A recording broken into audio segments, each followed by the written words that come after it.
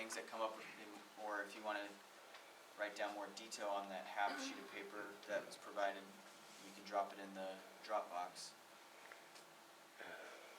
I'd just like to second what the lady in the back said about the Marysville Watershed Council and their restoration programs. Maybe you're already familiar with what they do, but if you're not, I think it's a real good model for export for going to other watersheds, and they've got people that go out and get the landowners together. It's science-based. They have a team of people that do the research and make suggestions, and they actually go to OWEB and get the funding for most of it. They employ local people. It's a really, really good program. It's really working. So I think, and it is all volunteer, so it's kind of what you guys are trying to do, and I think it'd be good to kind of maybe talk to them a little bit about some of their people that head that up and use some of their ideas. Yeah, we're actively working to be partners with them as much as we can. I don't understand. If the monitoring, mentioned monitoring of restoration, that's would be quite different. Right, we're not going to monitor restoration. You're not? No, we're monitoring streamside areas for vegetation removal. And in areas where removal occurs, So the accent is almost entirely on vegetation removal. Yeah, there is likely to be some areas where some sort of enhancement or restoration has gone on where monitoring could occur. But we're not focused on monitoring a planting project that someone has completed. I mean, that's what they do. We can obviously track that information, and there are pretty good databases already for where that's occurred. And that's another thing that we can share as part of the overall project is, we'll look at all of these projects that have gone in to enhance the watershed is another thing. But as Greg mentioned, as far as our monitoring, it's on removal. Fish bearing stable. Is there any idea of monitoring fish numbers in those areas? That being maybe a better number. Instead of just measuring how much green stuff you have above it, actually monitor the things that are important, like fish. Yeah, it'd be great to do that, and typically monitoring in specific locations. But as you mentioned, who, how, what, when, and most importantly, who pays. Yeah. And we may, Volunteers are good. yeah. I mean, we may be able to be partners Really. with other groups and agencies in doing that. That's not something the county can take on our own, but partnering with the Watershed Council or with Fish and Wildlife Department or other groups. And as long as the right property owners comes forward. Thank you for saying that. I don't know who's next up. Well, the Marysville Watershed is doing that, because they've been up to our Sure. place and they've snorkeled. I don't know how you snorkel in there, but they have snorkeled the Woods Creek Road, and they've snorkeled on up in Cedar Creek. So you haven't done the snorkeling yet? No, but they always come to us and ask permission to be on the property. And we've just told them, as far as we're concerned, if they have something that they need to do on our property, the waters are more than welcome to do it at any time.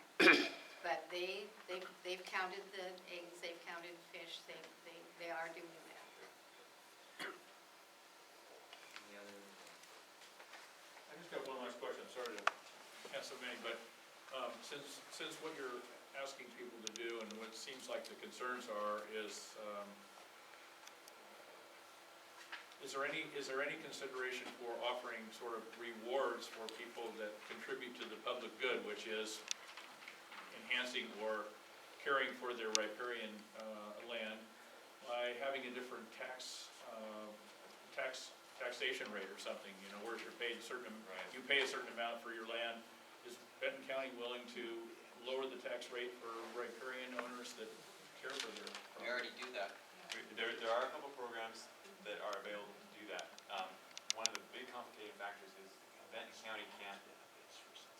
tax rate for everybody. Your property tax dollar, only about 16% of it goes to Benton County, the rest of it goes to school districts and a lot of other special districts. So, there are statewide programs that are set up to encourage wildlife habitat conservation and management. There's a plan that you can prepare in consultation with Fish and Wildlife to do that and get your property taxes set at the farm or forest rate.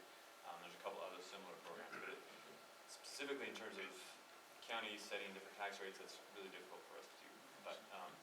But looking at ways to reward or encourage. Make people aware of that. Right, yeah, that's part of it, and then we're open to other ideas to give people a bonus for that positive thing for the water. 2 points. One is that, first of all, if this can't happen by volunteers, if you don't get any stream work done because people want to do it, it's probably not going to work very well. People won't do it for a tax break. They may call for a tax break if they were going to do it anyway, but I really hope you will get people wanting to do this. The other point I would make is that if you want to learn about the fish, go get a bunch of 5th graders, cut a bunch of hazel sticks, give them 5 feet of string and a fish hook and a can of worms, and you can find out whether there's fish there. And I did it because I caught a lot of fish that way before I reached the 5th grade. So I commend that to you as a fun, instructive, and wild way of finding out. Did you eat them too? Good, good. Well, let's pause here, and we're going to stick around, Adam and I, at kind of these two topics.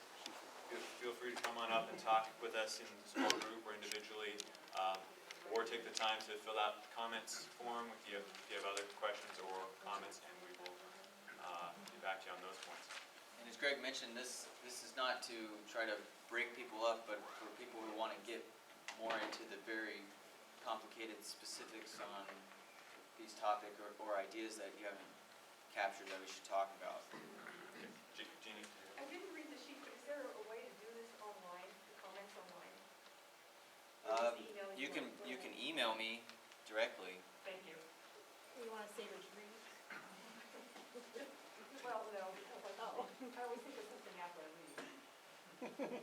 Yeah, feel free to email me after you leave or call me. Appreciate it.